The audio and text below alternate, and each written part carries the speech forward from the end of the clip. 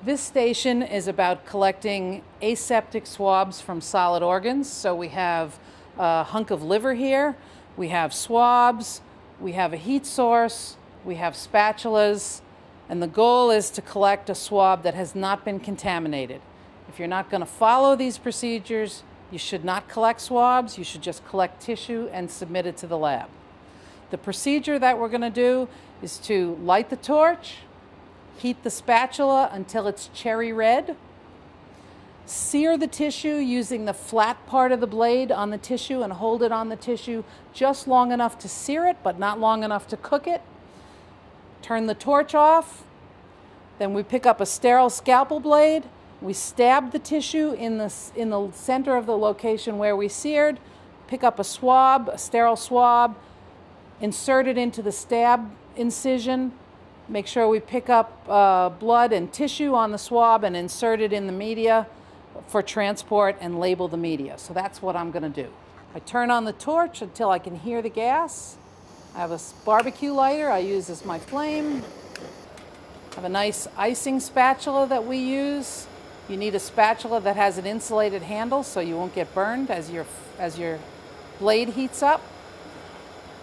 We hold it in the flame until it turns cherry red. Okay, that's nice and red, and then we come over and we sear the tissue.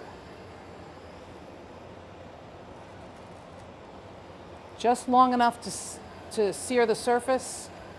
Turn our torch off. Pick up our sterile scalpel blade.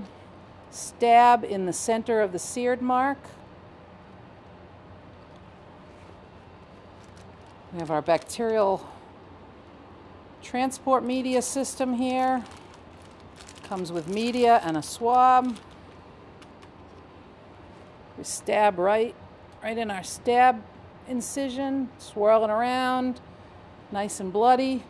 Take the cap off, insert the swab, and label the swab before you even put it down so they can't be mixed up. The ID of the patient, today's date, and the site that was swabbed, which in this case is the liver. And if we have that, that's ideal.